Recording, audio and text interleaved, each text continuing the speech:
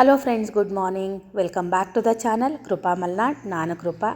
ಇವತ್ತು ಬೆಳಗ್ಗೆ ಟೀ ಸೋಸೋದ್ರಿಂದ ವಿಡಿಯೋನ ಶುರು ಮಾಡ್ತಾ ಇದ್ದೀನಿ. ಯಾಕಂದರೆ ಇವತ್ತು ತಿಂಡಿ ಮಾಡೋ ಕೆಲಸ ಏನಿಲ್ಲ. ಅಂದರೆ ನೆನ್ನೆದೇ ಸ್ವಲ್ಪ ರೊಟ್ಟಿ ಇದೆ, 2 ರೊಟ್ಟಿ ಮಾತ್ರ ಇದೆ. ಹಾಗಾಗಿ ಒಂದು ಸ್ವಲ್ಪ ಉಪ್ಪಿಟ್ಟು ಮಾಡಿಬಿಟ್ಟು ರೊಟ್ಟಿ ಇದೆಯಲ್ಲ, ಅದಕ್ಕೇ ಬೆಳಗ್ಗೆ ಏನೂ ಕೆಲಸ ಮಾಡೋದು ಬೇಡ, ಸ್ವಲ್ಪ ಕ್ಲೀನಿಂಗ್ ಕೆಲಸನಾದರೂ ಮಾಡ್ಕೊಬಿಡೋಣ ಅಂತ. ಮೇಲ್ಗಡೆ ಸ್ವಲ್ಪ ಕಿಟಕಿ ಒರೆಸೋಣ ಅಂತ, ಹೊರಗಡೆ ತುಂಬ ಧೂಳು ಬರುತ್ತಲ್ವ, ಹಾಗಾಗಿ ಹೊರಗಡೆ ಕಿಟಕಿ ಒರೆಸೋಣ ಅಂತ ಅಂದ್ಕೊಂಡು ಟೀ ಕುಡಿತಾ ಮೇಲೆ ಬಂದಿದ್ದೀನಿ. ಫಸ್ಟು ಮೇಲ್ಗಡೆಯಿಂದ ಶುರು ಮಾಡಿಕೊಂಡು ಕೆಳಗಡೆ ಆಮೇಲೆ ಒರೆಸೋಣ ಅಂತ ಹೇಳಿ ಇವಾಗ ಸ್ವಲ್ಪ 15 ದಿನ ಇಲ್ಲ 20 ದಿನಕ್ಕೊಂದು ಸಲ ಮನೇನ ಕ್ಲೀನ್ ಮಾಡ್ಕೊತಾ ಇದ್ದೀನಿ. ಅಂದರೆ ಒಂದೇ ಸಲ ಕ್ಲೀನ್ ಮಾಡೋದಕ್ಕೆ ಹೋದರೆ ನಂಗೆ ದೀಪಾವಳಿ ಹಬ್ಬದ ಟೈಮಲ್ಲಿ ಸಾಕಾದಂಗೆ ಆಗಿಬಿಟ್ಟಿತ್ತು. ಹಾಗಾಗಿ ಇವಾಗ ಸ್ವಲ್ಪ ಅವಾಗವಾಗ ಕ್ಲೀನ್ ಮಾಡ್ಕೊಳ್ಳೋಣ ಅಂತ ಅಂದ್ಕೊಂಡಿದ್ದೀನಿ. ಇದು ಎಷ್ಟು ದಿನ ಮುಂದುವರಿಯುತ್ತೋ ನನಗೆ ಗೊತ್ತಿಲ್ಲ. ಬೆಳಗ್ಗೆ ಏನು ಗೊತ್ತಾ, ವೀಡಿಯೋ ಮಾಡ್ತಾ ತಿಂಡಿ ಅಡುಗೆ ಎಲ್ಲ ಮಾಡ್ತೀನಲ್ಲ, ನನಗೆ ಬೆಳಗ್ಗೆ ಟೈಮೇ ಆಗೋದಿಲ್ಲ. ಆಮೇಲೆ ಏನು ಗೊತ್ತಾ, ಎಲ್ಲ ಕೆಲಸ ಆದಮೇಲೆ ಅಯ್ಯಪ್ಪ ಕೆಲಸ ಆದರೆ ಸಾಕು, ಮಧ್ಯಾಹ್ನ ಕೂತ್ಕೊಂಡು ಆರಾಮಾಗಿ ಎಡಿಟಿಂಗ್ ಮಾಡೋಣ ಅಂತ ಅನಿಸುತ್ತೆ. ಹಾಗಾಗಿ ಅವಾಗ ಕ್ಲೀನ್ ಮಾಡೋಣ, ಇವಾಗ ಮಾಡೋಣ ಅಂತ ಹೇಳಿ ಅದು ದಿನ ಮುಂದೂಡ್ತಾನೇ ಇದ್ದೆ. ಒಂದೊಂದು ದಿನ ಏನು ಗೊತ್ತಾ, ನಾವು ಮನಸ್ಸು ಮಾಡಬೇಕಾಗುತ್ತೆ. ಇವತ್ತು ಇದನ್ನು ಮಾಡಬೇಕು ಅಂತ ಮನಸ್ಸು ಮಾಡಿದ್ರೆ ಅದನ್ನು ಮಾಡೋಕ್ಕಾಗುತ್ತೆ. ಹಾಗಾಗಿ ಇವತ್ತು ಮನಸ್ಸು ಮಾಡಿದ್ದೀನಿ. ಹಾಗಾಗಿ ಇವತ್ತು 2 ಕಿಟಕಿ ಮಾತ್ರ ಕ್ಲೀನ್ ಮಾಡ್ತೀನಿ. ಮತ್ತು ಒಂದು ಕೆಲಸ ಏನು ಗೊತ್ತಾ, ತುಂಬ ಕೆಲಸಗಳನ್ನ ಒಟ್ಟಿಗೆ ಇಟ್ಕೋಬಾರ್ದು. ಒಂದು ಸ್ವಲ್ಪ ಮಾಡ್ಕೊತಾ ಹೋದರೆ ನಮಗೆ ಕೆಲಸ ಮಾಡಿದ್ದೀವಿ ಅಂತಲೂ ಅನ್ನಿಸ್ಬಾರ್ದು, ಕೆಲಸನೂ ಆಗಿರಬೇಕು. ಆ ಥರ ಪ್ಲ್ಯಾನ್ ಮಾಡಿ ನಾನು ಇವಾಗ ಕೆಲಸಗಳನ್ನ ಮಾಡ್ಕೊತಾ ಇದ್ದೀನಿ. ಹಾಗಾಗಿ ಇವತ್ತು 3 ಕಿಟಕಿ ಮಾತ್ರ ಒರೆಸೋಣ ಅಂತ ಇದ್ದೀನಿ. ಚಿನ್ನಿ ರೂಮಿಂದು ಹಾಗೆ ಇದೆರಡು ಕಿಟಕಿನ ಒರೆಸ್ಕೊತೀನಿ. ಇನ್ನು ನಮ್ಮ ರೂಮಿಂದು ಒಂದು ಉಳಿಯುತ್ತೆ, ಹಾಗೆ ಚಿನ್ನಿ ರೂಮಿಂದು ಒಂದು ಉಳಿಯುತ್ತೆ. ಇನ್ನು ನಾಳೆ 3 ಕಿಟಕಿ ಒರೆಸ್ಕೊತೀನಿ. ಹೀಗೇ 2 ದಿನ 3 ದಿನ ಕೆಲಸನ ಕಂಟಿನ್ಯೂಸ್ ಆಗಿ ಮಾಡ್ಕೊತೀನಿ. ನನಗೆ ಕೆಲಸ ತಲೆ ಮೇಲೆ ಇದೆ ಅಂತ ಅನ್ನಿಸ್ಬಾರ್ದು. ಆರಾಮಾಗಿ ನಿಧಾನವಾಗಿ ಯಾವುದೇ ರೀತಿ ಟೆನ್ಷನ್ ಇಲ್ಲದೆ ಕೆಲಸ ಮಾಡ್ಕೊಳ್ಳೋದು ನನಗೆ ಇವಾಗ ನಾನು ಕಲ್ತಿರೋದು. ಮುಂಚೆ ಎಲ್ಲ ಹೆಂಗೆ ಗೊತ್ತಾ, ಎಷ್ಟು ಟೆನ್ಷನ್ ಮಾಡ್ಕೊಂಡು ಕೆಲಸ ಮಾಡ್ತಿದ್ದೆ ಅಂದರೆ ನನಗೆ ಅನಿಸುತ್ತೆ, ಬರೀ ಒಂದು ಅಡುಗೆ ಮಾಡೋದಕ್ಕೂ ನನಗೆ ಅಷ್ಟು ಟೆನ್ಷನ್ ಅನ್ನಿಸ್ತಾ ಇತ್ತು. ಅಯ್ಯೋ ಯಾವಾಗಾಗುತ್ತೋ ಏನಾಗುತ್ತೋ ಅಂತ ಹೇಳಿ. ಇವಾಗ ಹಾಗೆ ಮಾಡ್ಕೊಳ್ಳೋದೆಲ್ಲ ಆರಾಮಾಗಿ ಮಾಡ್ಕೊತೀನಿ. ಹಾಗಾಗಿ ನನ್ನ ಕೆಲಸ ಮುಗಿಯೋದು ಎಷ್ಟೊತ್ತಿಗೆ ಗೊತ್ತಾ, ಒಂದೊಂದು ದಿನ 2 ಗಂಟೆ, ಒಂದೊಂದು ದಿನ 2:30 ಆ ಥರ ಆಗುತ್ತೆ. ಆದರೂ ನನಗೆ ಆ ಟೆನ್ಷನ್ ತೊಗೊಳ್ಳೋ ವಯಸ್ಸು ಈಗ ಅಲ್ಲ ಅನಿಸುತ್ತೆ. ಹಾಗಾಗಿ ನಾನು ಸ್ವಲ್ಪ ಆರಾಮಾಗಿ ನಿಧಾನವಾಗಿಯೇ ಮಾಡ್ಕೊತೀನಿ.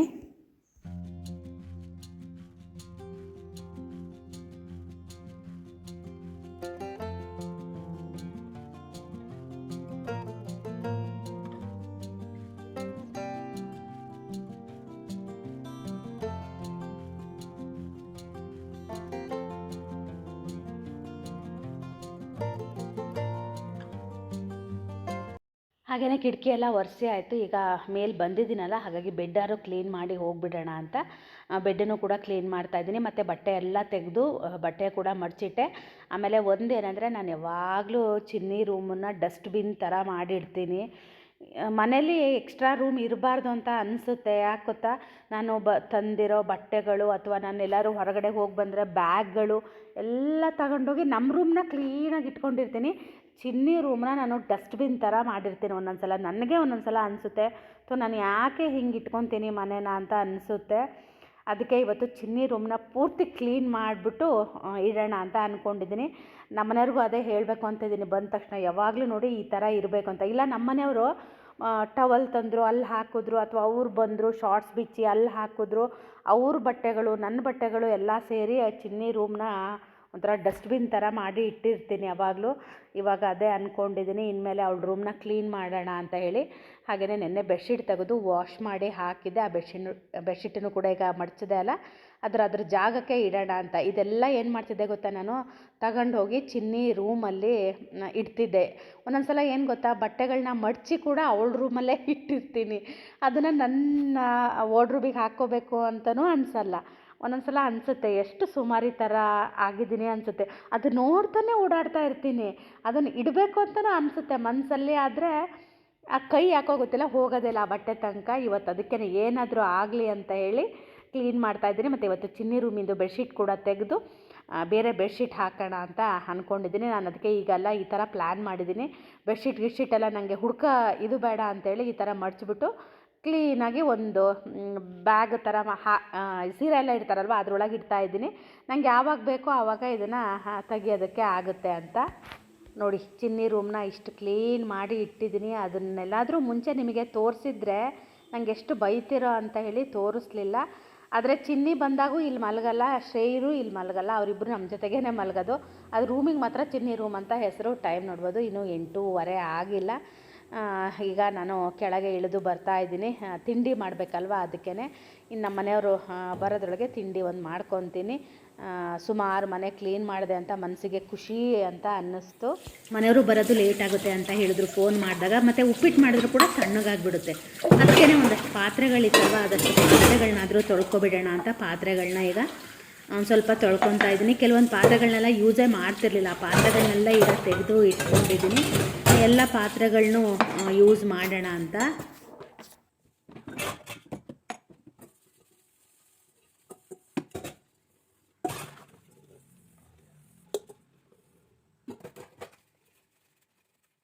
ಮನೆ ಒಂಥರ ಕ್ಲೀನ್ ಇದ್ದರೆ ಮನಸ್ಸು ಒಂಥರ ಖುಷಿ ಅಂತ ಅನಿಸುತ್ತೆ. ನನಗೆ ಮೇಲೋದ ತಕ್ಷಣ ಹಾಗೆ ಅನ್ನಿಸ್ತಾ ಇತ್ತು. ಒಂದೊಂದ್ಸಲ ಕ್ಲೀನ್ ಮಾಡಿರ್ತೀನಿ, ಇದು ಕ್ಲೀನ್ ಮಾಡಿದ್ದೀನ ಅಂತ ನನಗೆ ಒಂದೊಂದ್ಸಲ ಡೌಟ್ ಬರ್ತಿರುತ್ತೆ. ಕುಕ್ಕರು ಅದು ಏನದು ಹ್ಯಾಂಡ್ಲು ಲೂಸ್ ಆಗ್ತಾ ಇದೆ ಪದೇ ಪದೇ. ಇದ್ರದ್ದು ಕುಕ್ಕರ್ ಹ್ಯಾಂಡ್ಲ್ ಅಲ್ಲ ಅದು, ಹಾಗಾಗಿ ಅದು ಪದೇ ಪದೇ ಲೂಸ್ ಆಗ್ತಿರುತ್ತೆ. ನಾನು ಪದೇ ಪದೇ ಟೈಟ್ ಮಾಡ್ಕೊತಾ ಇರಬೇಕಾಗುತ್ತೆ. ಬದನೆಕಾಯಿನ ನಾನು ಬೇಯಿಸಿ ಇಟ್ಟಿದ್ದೆ ಬೆಳಗ್ಗೆನೇ. ಹಾಗೆಯೇ ಈರುಳ್ಳಿ ಮತ್ತು ಹಸಿಮೆಣಸನ್ನು ಕೂಡ ನಾನು ಹೆಚ್ಚಿ ಇಟ್ಟು ಮೇಲೆ ಕ್ಲೀನ್ ಮಾಡೋದಕ್ಕೆ ಅಂತ ಹೋಗಿದ್ದೆ. 1/4 ಕಪ್ಪಷ್ಟು ಮಾತ್ರ ಉಪ್ಪಿಟ್ಟನ್ನು ಮಾಡ್ತೀನಿ. ಅಕ್ಕಿ ರವೆದೇ ಉಪ್ಪಿಟ್ಟು ಮಾಡ್ತೀನಿ. ನಾನು ಅವತ್ತೊಂದಿನ ಎಲ್ಲಿ ಶ್ರೇಯುನ ಬಿಡೋದಕ್ಕೆ ಹೋದಾಗೋ ಅಥವಾ ಯಾವತ್ತೊಂದಿನ ಉಪ್ಪಿಟ್ಟು ಮಾಡಿದ್ದೆ ನಾನು. ಆವಾಗ ಕುಕ್ಕರಲ್ಲಿ ಮಾಡಿರಲಿಲ್ಲ, ಬಾಣಲಿಲಿ ಮಾಡಿದ್ದೆ. ತುಂಬ ಜನ ಕೇಳಿದ್ರು ಕುಕ್ಕರಲ್ಲಿ ಯಾಕೆ ಮಾಡಿಲ್ಲ ಅಂತ ಹೇಳಿ. ಕುಕ್ಕರಲ್ಲಿ ಸಿಂಬನ್ ಅನ್ನ ಏನಾದರೂ ಇತ್ತಂದರೆ ಅದನ್ನು ತೊಳೆದು ಮತ್ತು ಯಾರು ಮಾಡ್ತಾರೆ ಅಂತ ಆ ಥರ ಯಾವುದು ಸಿಗುತ್ತೋ ಅದರಲ್ಲಿ ಮಾಡ್ತೀನಿ. ಆದರೆ ಕುಕ್ಕರಲ್ಲಿ ಉಪ್ಪಿಟ್ಟು ಮಾಡಿದ್ರೆ ಬೇಗ ಆಗಿಬಿಡುತ್ತೆ. ಕೈ ಆಡ್ತಾ ಇರೋದು ಬೇಡ, ಪದೇ ಪದೇ ನೋಡ್ತಾ ಇರೋದು ಬೇಡ, ಆ ಥರ. ಹಾಗಾಗಿ ನಾನು ಸ್ವಲ್ಪ ಕುಕ್ಕರಲ್ಲಿ ಬೇಗ ಬೇಗ ಮಾಡಿಬಿಡ್ತೀನಿ. ನೀವು ಯಾರಾದರೂ ಆಫೀಸಿಗೆ ಹೋಗೋರು ಆ ಥರದವರೆಲ್ಲ ಇದ್ದರೆ ನಿಮಗೆ ಈ ಕುಕ್ಕರ್ ಉಪ್ಪಿಟ್ಟು ಈಸಿ ಆಗುತ್ತೆ ನೋಡಿ. ಈ ಥರ ಮಾಡಿಕೊಡಿ. ಬೇರೆ ಉಪ್ಪಿಟ್ಟು ಹೆಂಗಾಗುತ್ತೋ ಗೊತ್ತಿಲ್ಲ, ಅದು ಬೇಗ ಬೆಂದುಬಿಡುತ್ತೆ. ಆದರೆ ಅಕ್ಕಿ ರವೆ ಮಾತ್ರ ಸ್ವಲ್ಪ ಬೇಯೋದು ಲೇಟ್ ಆಗುತ್ತೆ. ಹಾಗಾಗಿ ನಾನು ಕುಕ್ಕರಲ್ಲಿ ಅಕ್ಕಿ ರವೆ ಉಪ್ಪಿಟ್ಟನ್ನು ಆ ಥರ ಮಾಡ್ತೀನಿ.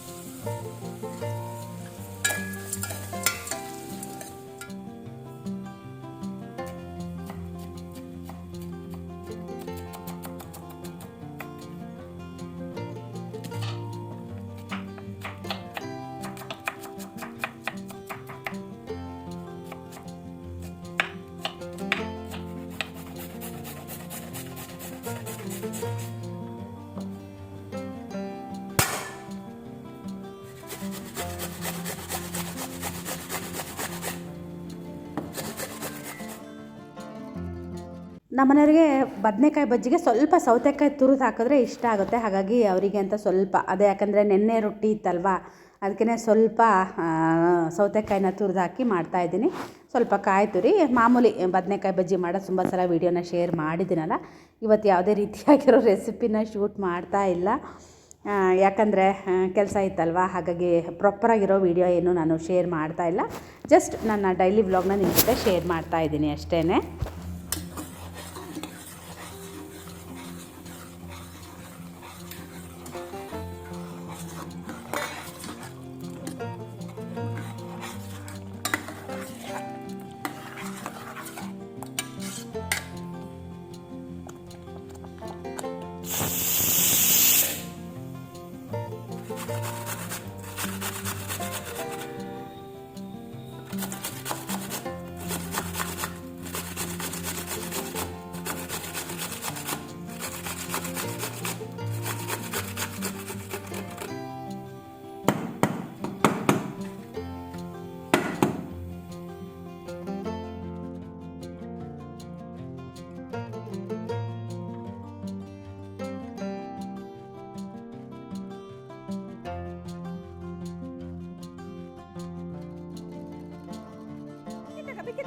ನಿಂಗೆ ಡ್ಯಾಡಿ ನಿಂಗೆ ಹೋಗಿರೋದು. ಬಾ ಕೂತು, ಬಾರ ಬಾರ ಬಾರ ಬಾರ, ತಗ ತಗ ಬಿಕ್ಕಿ ತಗ ಬಿಕ್ಕಿ ತಗ. ಸಿಂಬು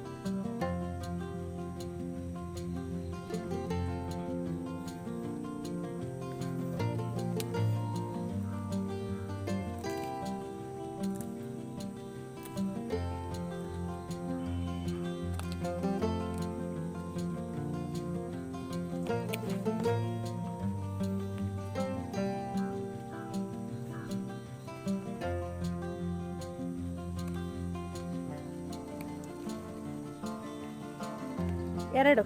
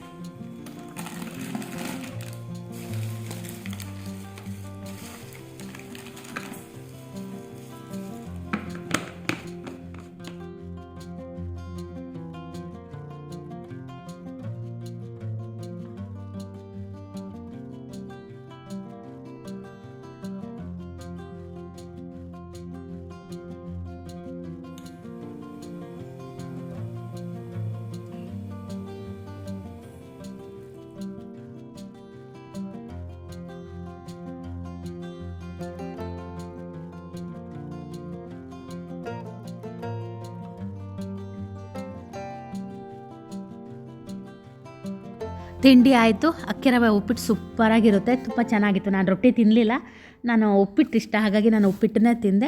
ನಾನು ನಿನ್ನೆ ನಮ್ಮ ಮನೆಯವರಿಗೆ ಬಟಾಣಿನ ತರೋದಕ್ಕೆ ಹೇಳಿದೆ. ಅವ್ರೀಗ ಬರಬೇಕಿದ್ರೆ ಹಸಿರು ಬಟಾಣಿ ಹಾಗೆಯೇ ಶೇಂಗಾ ಕೂಡ ತರೋದಕ್ಕೆ ಹೇಳಿದ್ದೆ. ನಾನು ಹಸಿರು ಬಟಾಣಿ ನನಗೆ 1 kg ಸಾಕು ಅಂತ ಹೇಳಿದ್ದೆ. ಇದರಲ್ಲೇ 2 ಕಲರ್ ಇರುತ್ತೆ, ಇದು ಹಸಿರು ಕಲರ್ ಇರುತ್ತೆ, ಇನ್ನೊಂದು ಒಂಥರ ವೈಟ್ ಕಲರ್ ಇರುತ್ತೆ.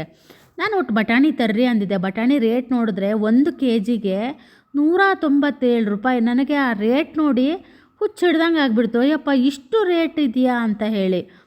ಎಲ್ಲದು 100 ರೂಪಾಯಿ ಮೇಲಾಗಿದೆ. ಆದರೆ ಶೇಂಗಕ್ಕೆ 137 138 ರೂಪಾಯಿ. ಬಟಾಣಿ ರೇಟ್ ನೋಡಿ ನನಗೆ ನಿಜವಾಗ್ಲೂ ಆಶ್ಚರ್ಯ ಅಂತ ಅನ್ನಿಸ್ತು. ನಾನು ಈ ಬಟಾಣಿನ ಹೆಚ್ಚಿಗೆ ಯೂಸ್ ಮಾಡೋದಿಲ್ಲ. ನನಗೆ ಪುಂಡಿ ಸೊಪ್ಪೆಲ್ಲ ಮಾಡಿದಾಗ ಅದು ಹಸಿ ಬಟಾಣಿ ಇರುತ್ತಲ್ವ, ಅದು ಅಷ್ಟು ಚೆನ್ನಾಗಾಗಲ್ಲ. ಈ ಬಟಾಣಿ ಚೆನ್ನಾಗಾಗುತ್ತೆ.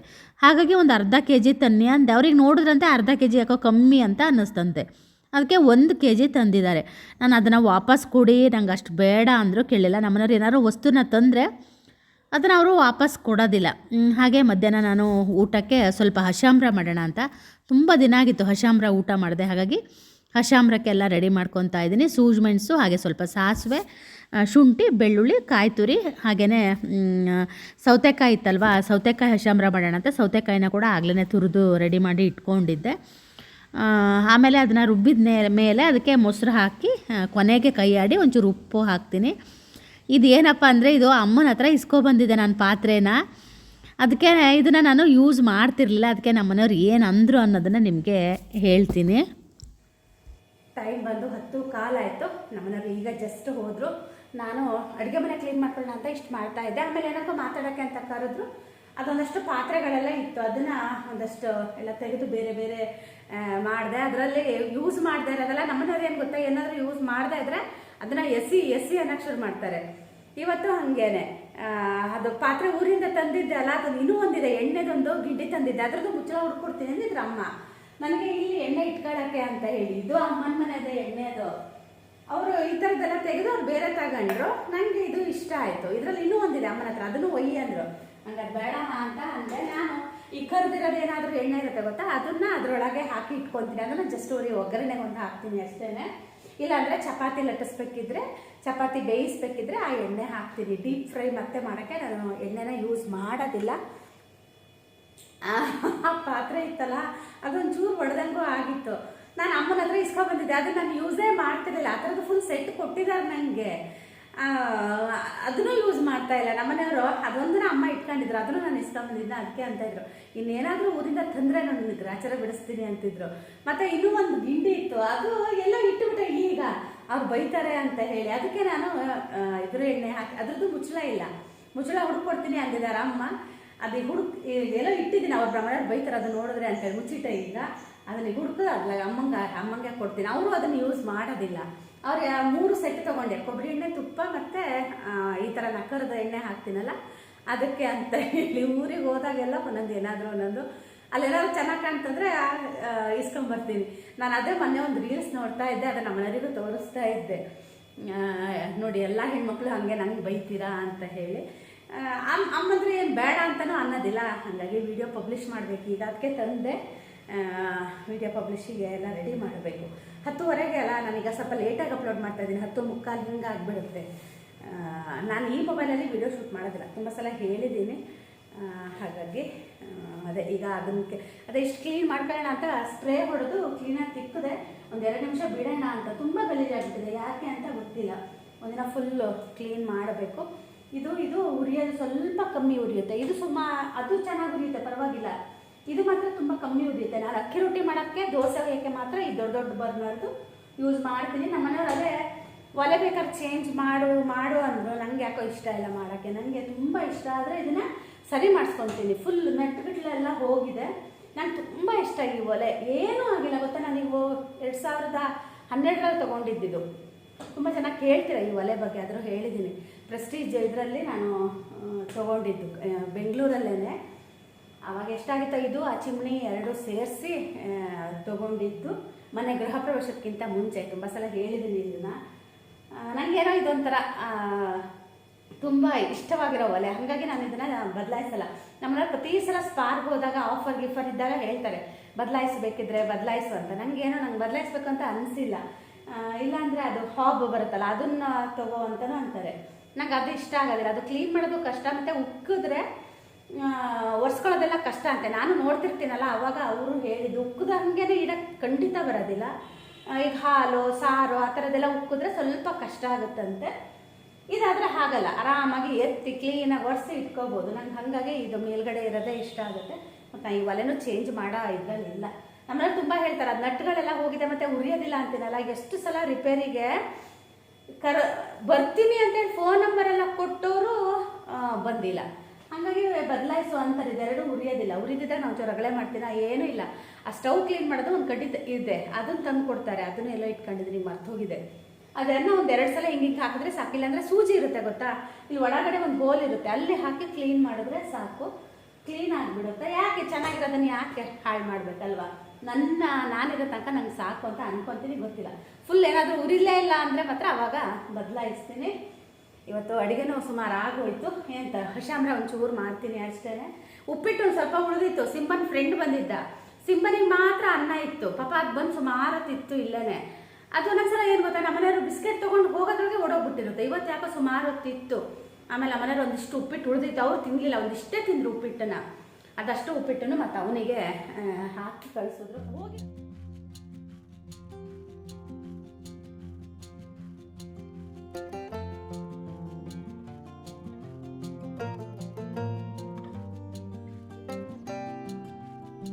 ಕೆಲಸ ಎಲ್ಲ ಆಯಿತು, ಸ್ನಾನ ಕೂಡ ಆಯಿತು. ಇವತ್ತು ಮನೆ ಕ್ಲೀನ್ ಆಗಿದ್ದಕ್ಕೆ ಮನೆ ಮನಸ್ಸು ಎಲ್ಲದೂ ಒಂಥರ ಖುಷಿ ಅನ್ನಿಸ್ತಾ ಇತ್ತು. ಹಶಾಮ್ರದ ಖಾರ ಕೂಡ ರುಬ್ಬಿದೆ, ಅದಕ್ಕೆ ನಾನು ಸ್ವಲ್ಪ ಮೊಸರನ್ನ ಕಡಿದ್ಬಿಟ್ಟು ಅದಕ್ಕೆ ಹಾಕಿದ್ದೀನಿ. ಇದಕ್ಕೆ ನಾನೀಗ ಒಂಚೂರು ಬೆಳ್ಳುಳ್ಳಿ ಹಾಕಿ ಒಂದೊಳ್ಳೆ ಒಗ್ಗರಣೆ ಹಾಕ್ತೀನಿ. ಈ ಸೌತೆಕಾಯಿ ಹಾಕಿ ಮಾಡಿ ಚೆನ್ನಾಗಾಗುತ್ತೆ. ಅಂದರೆ ಸೌತೆಕಾಯಿ ಎಳೆಯದಿದ್ದರೆ ಸಣ್ಣದಾಗಿ ಹೆಚ್ಚಿ ಹಾಕಿದ್ರೆ ಚೆನ್ನಾಗಿರುತ್ತೆ. ನನ್ನ ಹತ್ರ ಎಳೆ ಸೌತೆಕಾಯಿ ಇರಲಿಲ್ಲ. ನಾನು ಬಜ್ಜಿಗೆ ತುರಿದೆ ಅಲ್ಲ, ಅದೇ ಸೌತೆಕಾಯಿನೇ ನಾನು ಅದಕ್ಕೆ ಸಣ್ಣ ಹೆಚ್ಚಲಿಲ್ಲ, ತುರಿದ್ಬಿಟ್ಟು ದೊಡ್ಡ ತುರಿಲಿ ಅದಕ್ಕೆ ಹಾಕಿದ್ದೀನಿ. ಹಾಗೆಯೇ ಒಂಚೂರು ಬೆಳ್ಳುಳ್ಳಿ ಜಾಸ್ತಿ ಹಾಕಿ ಇದಕ್ಕೆ ಒಗ್ಗರಣೆ ಹಾಕಿದ್ದೀನಿ. ಹಾಗೆ ಅದ್ರ ಜೊತೆಗೆ ಏನಾದರೂ ಸೈಡಿಗೆ ಏನಾದರೂ ಬೇಕಲ್ವ. ಈಗ ಹಪ್ಪಳ ಅಂತೂ ಖಾಲಿ ಆಗ್ತಾಯಿಲ್ಲ, ಅದಕ್ಕೆ ನಾನಿವತ್ತು ಹಪ್ಪಳಕ್ಕೆ ಒಗ್ಗರಣೆ ಹಾಕೋಣ ಅಂತ ಹಪ್ಪಳಕ್ಕೆ ಒಗ್ಗರಣೆನ ಹಾಕ್ತಾ ಇದ್ದೀನಿ. ತುಂಬ ಚೆನ್ನಾಗಾಗುತ್ತೆ ಇದೊಂಥರ. ಸಂಜೆ ಈವ್ನಿಂಗ್ ಸ್ನ್ಯಾಕ್ಸಿಗೆ ಕೂಡ ಚೆನ್ನಾಗಾಗುತ್ತೆ. ನಾನು ಮಧ್ಯಾಹ್ನ ಸ್ನಾನ ಮಾಡಿದವಳು ಯಾವಾಗಲೂ 2 ಹಪ್ಪಳ ತಿಂತಾ ಇದ್ದೆ. ನಾನು ಬೆಳಗ್ಗೆ ತಿಂಡಿ ತಿಂತಾ ಇರಲಿಲ್ಲಲ್ಲ, ಹಾಗಾಗಿ ಯಾವಾಗ ಸ್ನಾನ ಆದ ತಕ್ಷಣ ನಂಗೆ ಹಶು ಆಗ್ತಾಯಿತ್ತು. ಅವಾಗ 2 ಹಪ್ಪಳ ತಿಂತಾ ಇದ್ದೆ. ಇವಾಗ ನಾನು ಬೆಳಗ್ಗೆ ತಿಂಡಿ ತಿನ್ನೋದ್ರಿಂದ ನಾನು ಹಪ್ಪಳನ ತಿಂತಾ ಇಲ್ಲ. ಹಾಗಾಗಿ ಈ ಸಲ ಹಪ್ಪಳ ಹಾಗೆ ಉಳಿದಿದೆ. ಖಾಲಿ ಮಾಡೋದು ಹೆಂಗೆ ಅಂತ ಹೇಳಿ ಅದಕ್ಕೆ ಈ ಥರ ಮಾಡ್ತಾಯಿದ್ದೀನಿ. ಹಪ್ಪಳನ ಈ ಥರ ಸಣ್ಣದಾಗಿ ಕಟ್ ಮಾಡಿ ಇದಕ್ಕೆ ನಾನು ಬಿಸಿ ಸ್ವಲ್ಪ ನೀರು ಸ್ವಲ್ಪ ಕುದಿಯೋ ಟೈಮಿಗೆ ಇದನ್ನ ನೀರಿಗೆ ಹಾಕಿದ ತಕ್ಷಣ ಇದನ್ನು ಬಸಿದು ಇಡಬೇಕು. ಈ ಥರ ಉದುರಾಗುತ್ತೆ. ಇದಕ್ಕೆ ನಾನೀಗ ಒಂದು ಒಗ್ಗರಣೆ ಹಾಕ್ತೀನಿ. ನಾವು ಹಪ್ಪಳನ ಸ್ವಲ್ಪ ಖಾರ ಮಾಡಿರ್ತೀವಲ್ಲ, ಹಾಗಾಗಿ ನಾನು ಹಸಿಮೆಣಸನ್ನ ಇದಕ್ಕೆ ಹಾಕ್ತಾ ಇಲ್ಲ. ಉದ್ದಿನಬೇಳೆ ಸ್ವಲ್ಪ ಕೆಂಪಾಗಬೇಕು. ಆನಂತರ ಸ್ವಲ್ಪ ಸಾಸಿವೆ ಹಾಗೆ ಕರಿಬೇವು ಹಾಕಿದ್ದೀನಿ. ಸ್ವಲ್ಪ ಈರುಳ್ಳಿ ಜಾಸ್ತಿ ಹಾಕಿಬಿಟ್ಟು ಇದನ್ನು ಈರುಳ್ಳಿ ಸ್ವಲ್ಪ ಕೆಂಪಾಗೋ ತನಕ ಫ್ರೈ ಮಾಡಿಬಿಟ್ಟು ಚೂರು ಉಪ್ಪನ್ನ ಹಾಕ್ತೀನಿ. ನಾವು ಹಪ್ಪಳದಲ್ಲೂ ಕೂಡ ಉಪ್ಪು ಹಾಕಿರ್ತೀವಿ. ಅದು ನೀರಲ್ಲಿ ಒಂದು ಸಲ ಬಸಿತೀವಲ್ವ, ಆವಾಗ ಸ್ವಲ್ಪ ಉಪ್ಪಿನಂಶ ಕಮ್ಮಿ ಆಗಿರುತ್ತೆ. ಆನಂತರ ಇದಕ್ಕೆ ಸ್ವಲ್ಪ ಕಾಯಿ ತುರಿನ ಹಾಕಿಬಿಟ್ಟು ಈ ನೆನೆಸಿರೋ ಹಪ್ಪಳನ ಹಾಕಿ ಚೆನ್ನಾಗಿ ಕೈ ಆಡಿದ್ರೆ ಹಪ್ಪಳದ ಒಗ್ಗರಣೆ ರೆಡಿ ಆಗುತ್ತೆ. ಊಟದ ಜೊತೆ ತಿನ್ನೋದಕ್ಕೆ ಒಂಥರ ಚೆನ್ನಾಗಿರುತ್ತೆ ಇದು. ಇಲ್ಲ ಹಾಗೆ ಕೂಡ ಕಾಫಿ ಟೀ ಜೊತೆ ಕೂಡ ಇದನ್ನು ತಿನ್ಬೋದು. ಹಾಗೆಯೇ ಇವತ್ತಿನ ವ್ಲಾಗ್ನ ಕೂಡ ನಾನು ಇಲ್ಲಿಗೆ ಮುಗಿಸ್ತಾ ಇದ್ದೀನಿ. ಹಾಗೆಯೇ ನೆಕ್ಸ್ಟ್ ವ್ಲಾಗಲ್ಲಿ ಸಿಗ್ತೀನಿ. ಅಲ್ಲಿ ತನಕ ಬಾಯ್.